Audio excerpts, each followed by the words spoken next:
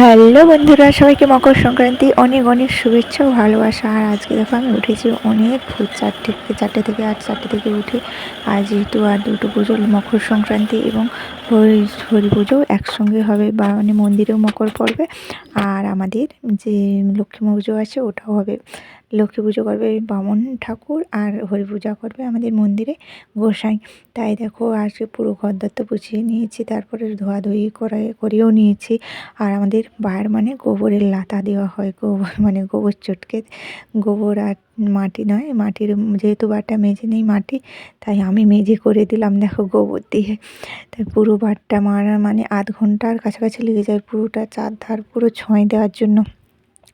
আমি ছঁচটা দিয়ে দিলাম, আর দেখো পুরোটা ছঁচ দেওয়ার পরে তারপর আর এদিকে আমার পুচকু কাঁদছে, বলছে বাইরে হাগু হয়েছে, হাগু করে দিয়েছে, হাগু করে দিয়েছে।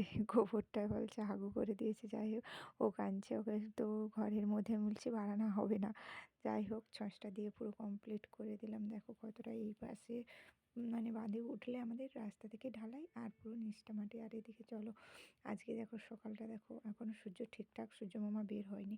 আর আমি চলে এলাম নদীর পাড়ে, বাড়ি থেকে পাশেই আমাদের নদী, তাই চলে এলাম স্নান করবো বলে। আর স্নান করতে এসে দেখি, দেখেছো কি সুন্দর, মানে কোথাও যে একটু সরল মানে নামবো সেরকম কিছু নেই, পুরোটা ঢালু। যাই হোক, অনেক কষ্টে নেমে গেলাম হুড়কে হুড়কে। আর নিচে তো পলি, কোনো কাদার চব্য নেই। আর আমি নিয়েছিলাম দেখো ধূপ, দীপ আর মোমবাতি, কেননা গঙ্গায় স্নান করতে যাবো বলে, তাই কিছু নিয়ে নিয়েছি।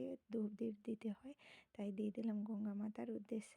আমি পুরো শীতকালটা গরম জলে স্নান করেছি, আর আজকে বলো ঠান্ডা জল, বাবা কি, আমার তো মনে হচ্ছে জল টল হয়ে যাবে, কিন্তু না, একদম না, ডুবে নেওয়ার পর একদম ঠান্ডা লাগছে না, খুবই মানে ভেবেছিলাম প্রচণ্ড ঠান্ডা লাগবে, কিন্তু অতটাও না, ডুব দেওয়ার পরে অতটাও ঠান্ডা লাগছে না। যাই হোক, ডুবটাতে দিয়ে দিলাম। তোমরা কারা কারা ডুব দিচ্ছ গঙ্গার স্নানে নদীতে বলো, কমেন্টে জানাও। খুবই একটা মজার ব্যাপার। গঙ্গা নদীতে ডুব দিলে নাকি পুণ্য, গঙ্গার তীর্থে না পুণ্য স্নান হয়, জানি না বাবা কতটা পুণ্য করলাম না পাপ করলাম কে জানে। যাই হোক, যে হোক যেটা হোক, পাপ হোক বা পুণ্য হোক, যেটাই করলাম, তাই ডুবটা দিয়ে দিলাম 3বার।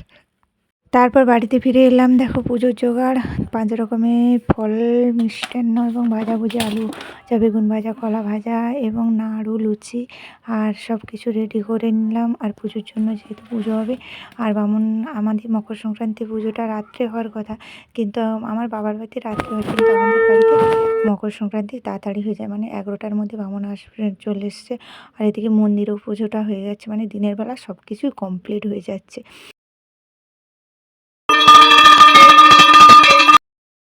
আমাদের মন্দিরে গোসাই এসে পুজোটা কমপ্লিট করছে, আর লক্ষ্মী পুজোটা বাকি। আর যেহেতু আজকে লক্ষ্মী পুজো মানে কোজাগরি, তাই একটু আলপনা দিয়ে দিলাম।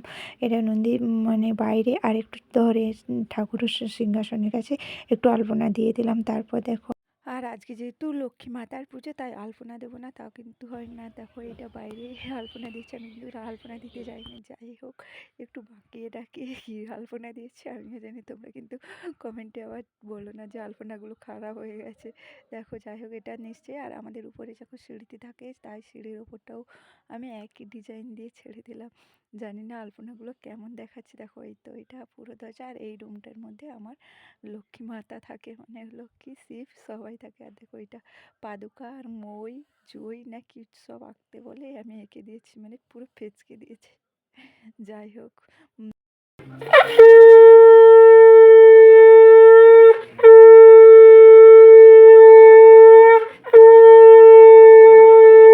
विष्णु विष्णु विष्णु विष्णु विष्णु ओम लक्ष्मीतं धनरूपा शिवाननं वरदायिनी प्रियन्ते सर्वदेवता कायमं देवी पुनरिकाक्षं महालक्ष्मी नमस्ते।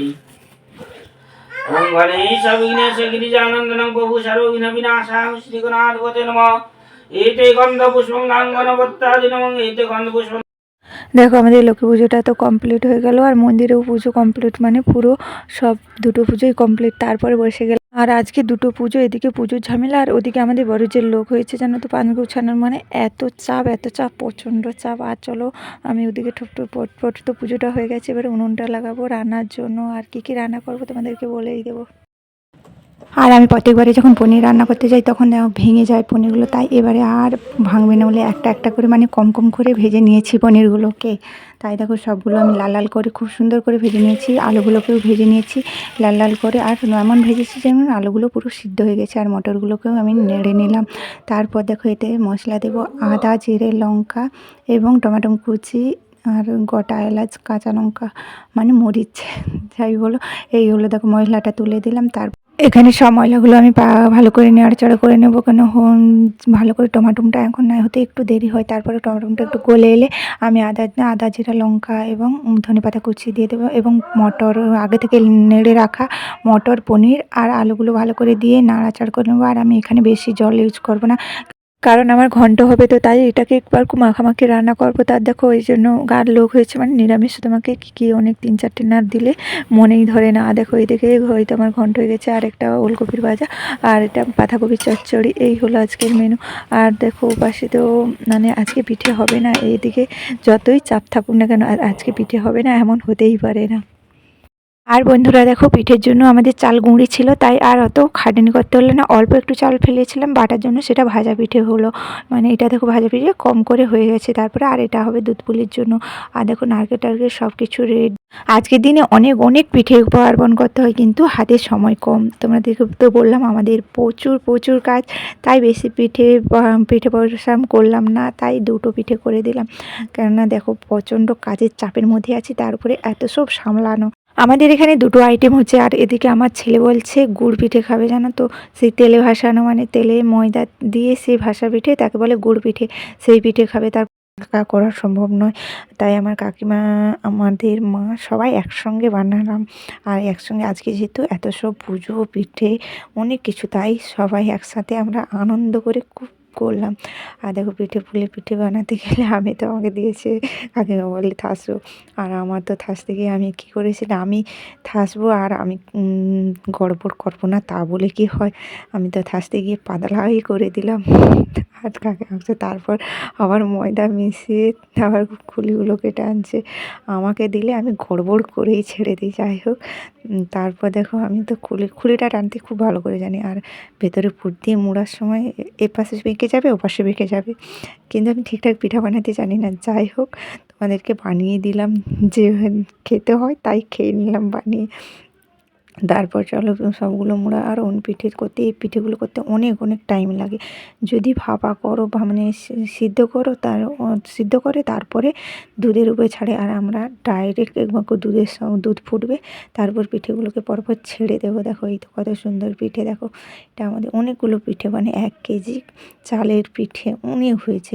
আমরা সবাই খাবো, আমরা যেহেতু জয়েন্ট ফ্যামিলি সবাই খাবে একসঙ্গে, তাই অনেকগুলো করে নিলাম। আর রাত্রির খাওয়ার বলতে বলো, এবার রাত্রির খাওয়াটা আর করে নিলাম।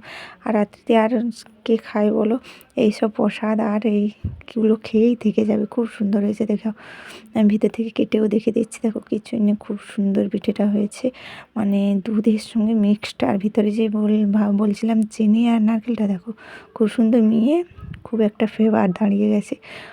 আমি তো এটা খেয়ে খুব আমার প্রচণ্ড যা তৈরি শুরু হয়েছে, বানানো শুরু হয়েছে তা খাচ্ছি, আর দেখলেই জিভে জল চলে আসে। কারা কারা এই দুধ পুলি পছন্দ করে বন্ধুরা, দুধ পুলি খাবে নাকি? আর তোমাদের কি পছন্দ, কার কি মানে পিঠেটা পছন্দ, তোমরা কমেন্টে জানো। আমার তো দুধ পুলি পছন্দ, আর তোমরা খাবে নাকি চলে এসো।